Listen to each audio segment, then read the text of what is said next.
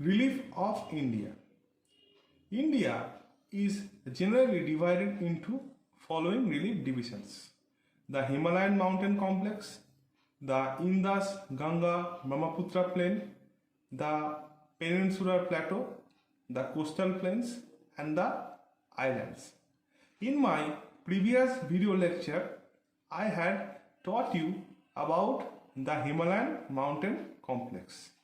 In this video lecture, I am going to teach you about the Indus, Ganga, Brahmaputra plain. Now, what are the points that I am going to discuss about the Indus, Ganga, Brahmaputra plain? They are formation of the plain, extension of the plain, width of the plain, regional division of the plain, geomorphic features of the plain, and the significance of the plain. Now, let me begin the video lecture. Formation. The Great Plain of North India has been formed by the depositional work mainly of the Indus, Ganga, and Brahmaputra river. It is located at the southern part of Himalayas.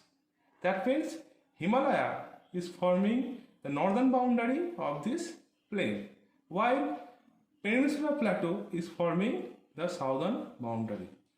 Extension.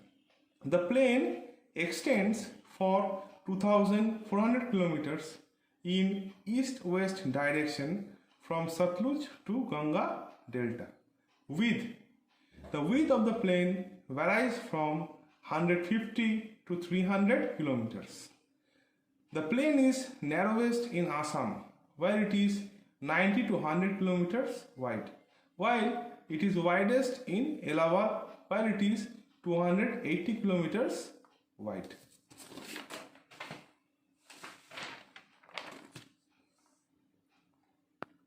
Now, on this outline map, I am going to show you the regional division of Great Indian Plain. If you observe carefully in this map, you will see that the Great Indian Plain have 6 divisions. This one is Rajasthan Plain, this one is Punjab Haryana Plain, this one is Upper Ganga Plain, this one is Middle Ganga Plain, this one is Lower Ganga Plain, and here we have the Brahmaputra Plain. Now, Rajasthan Plain is located in the extreme northwestern part of the country. It is mainly a desert region that have sandy waste interrupted by sand dunes and sand ridge. On the northern part, we have Punjab Haryana Plain. The major part of this plain is occupied by Doab. Doab means land between two rivers. That I am going to discuss in the coming lecture of this video session. This one is Upper Ganga Plain. This plain have Upper Ganga Yamuna Doab, which have upland of sands known as khols. This one is the largest part of the Indo-Gangetic plain known as Middle Ganga Plain, and this one is Lower Ganga Plain. So together these 3 plains, that is Upper Ganga Plain, Middle Ganga Plain and Lower Ganga Plain, has been formed by the deposition work of river Ganga. At the extreme northeastern part we have Brahmaputra Plain. This Brahmaputra Plain is formed due to deposition of sediment brought down by river Brahmaputra and its tributaries. This plain is also known as Assam Plain, as major part of this plain is situated in the state of Assam.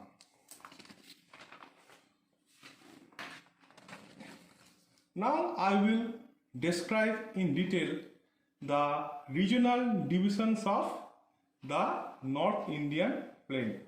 Number 1, the Rajasthan Plain, also known as the Great Indian Desert. This desert area lies mainly between the Aravalli Range in the east and the alluvium plain of the Indus in the west.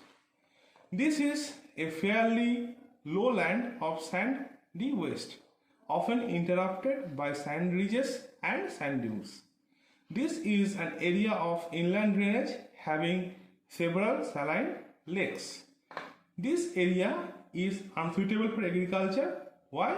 Because just now I had read out that this is a fairly low land of sandy waste, often interrupted by sand ridges and sand dunes. Number 2, the Punjab Haryana plain. This plain is formed as a result of alluvial deposits by the 5 rivers: the Satluj, the Bias, the Ravi, the Chenab and the Jhelum. It is primarily made up of doabs, which means the land between 2 rivers. This plain have 2 kind of relief features. One is Khadar, another one is Bhangar. Khadar is the plain composed of new alluvium, whereas Bhangar is the plain that composed of older alluvium. The northern part of this plain adjoining the Siwalik hill have been intensively eroded by numerous streams called chos. This has led to enormous gulling. Now, what is gulling? Gulling is the process by which narrow, long grooves are formed along the bank of the river.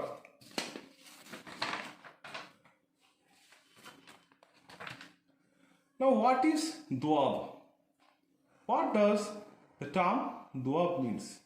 Doab means land between 2 rivers. You can see over here, I have drawn one diagram. On this diagram, I have shown river Indus and its tributaries and also different doabs existing between the 2 rivers. Let me read out. Here, this one is river Indus. Number 1 is river Jhelum. Number 2 is river Chenab. Number 3 is river Ravi. And number 4 is river Bias. And at last, we have river Satluj. Now, I have marked the doab as A, B, C, D and E. A represents the Sindh Sagar doab. It is located between river Indus and river Jhelum. B represents Chas doab.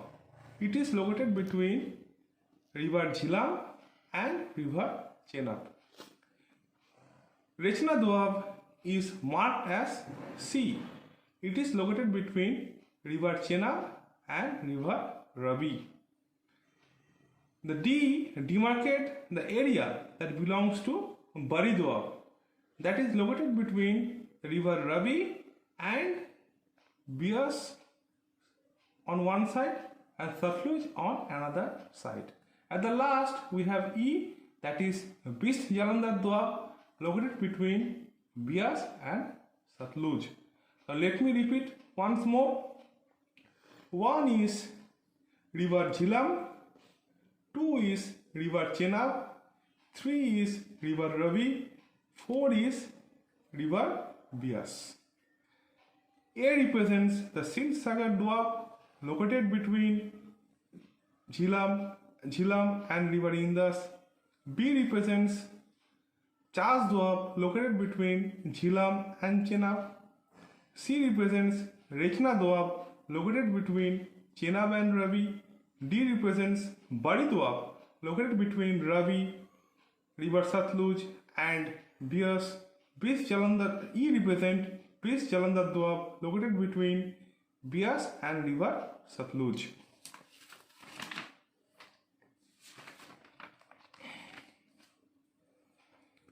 Number 3, the Ganga plain.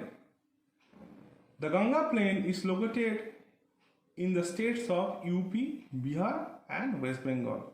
As I had said earlier, it is the largest part of Great North Indian Plain.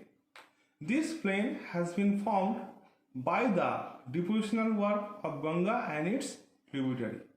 This plain is divided into three divisions: the Upper Ganga Plain, the Middle Ganga Plain, and the Lower Ganga Plain. The intervening slopes with relative variation of 15 to 30 meters in relief are locally known as khors. A sandy upland is observed in the Upper Ganga Yamuna Doab at Upper Ganga Plain and on the eastern bank of the Ganga. But these are all important facts about the Ganga Plain. At last we have the Assam Plain, which is the smallest part of this plain. It is located in Assam. This plain is also known as Brahmaputra Plain because the entire plain has been formed by the deposition of river Brahmaputra and its tributaries.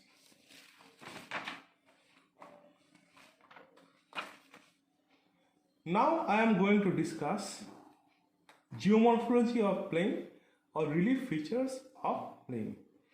For understanding about the relief features of plain, at first you have to understand this cross-sectional diagram. In this particular diagram, A represents Himalayas and M represents river valley. Now, Himalayas is subdivided into three parts: A1, A2 and A3, where A1 is Greater Himalayas, A2 is Lesser Himalayas and A3 is Shivalik. Now, at the foot of the Shivalik, that is A3, you can see a particular place that is marked as B. This particular area or place is known as Bhavar. South of Bhavar, you can see another region is there that is marked as C. This area is called Terai or Torai in Bengali.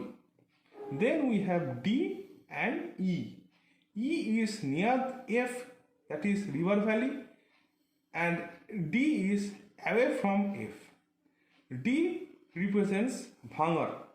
Bhangar is the upland of old alluvium, and E is the lowland of new alluvium known as Khadar. Now, Bhavar is an area that is studded with pebbles. For that reason, over here, agriculture is quite impossible. On the other hand, Terai is a place which is composed of fine alluvium. For that reason, over here, agriculture is practiced by clearing the forest region. As I said you, Bhangar is the upland of old alluvium. For that, here agriculture is not possible. On the other hand, Khadar is located on the floodplain. It is a lowland composed of new alluvium, and almost every year here fresh alluvium is deposited due to the flood in the river. Now briefly I will discuss the difference between Bhavar and Terai. Bhavar, it lies along the foot of the Shivalik. Terai, it lies to the south of Bhavar. Bhavar, the extension of Bhavar region is 8 to 16 km. The extension of Terai region is 20 to 30 km. Bhavar composed of pebble-studded rocks, while Terai composed of fine alluvium. Bhavar is not suitable for agriculture, whereas Terai is suitable for agriculture. Next, Bhangar and Khadar. Bhangar composed of old alluvium, and as I said, it is a highland. Khadar composed of new alluvium, and it is a lowland. Bhangar always lie above the level of floodplain, while Khadar is flooded almost every year and new alluvium is deposited. Bhangar is not much suitable for cultivation due to the above reason. It is highland composed of old alluvium, and it always lie above the level of floodplain. On the other hand, Khadar, over here intensive agriculture is practiced. Why? Because it is a lowland composed of new alluvium. Over here river flood deposit alluvium every year. That makes possible for the farmer to do intensive agriculture. Now I am going to discuss the last point, that is significance of plain. What are the significance of plain? First of all, the plain have fertile soil and good irrigation system that led to the development of agriculture rapidly. Especially Punjab, Haryana and UP is called Granary of India. Why? Because in these states agriculture has developed very rapidly. Number two, a close network of railways and road has led to large scale industrialization and urbanization. This led to development of trade and commerce in the plain. And the plain have huge number of population because of all the facilities. It has good agriculture development, it has close network of railways and road, it has industries, it have urban centers. So over here I end my video lecture for today. In the next video lecture I am going to teach you the following topic: the peninsular plateau, the coastal plains and the islands. And my request to all the students, those who are following my video lecture, please go through it very carefully because it will be very helpful for your upcoming ISC examination. And please don't forget to subscribe my channel, because if you subscribe my channel then you can get the notification very easily by clicking on the bell icon.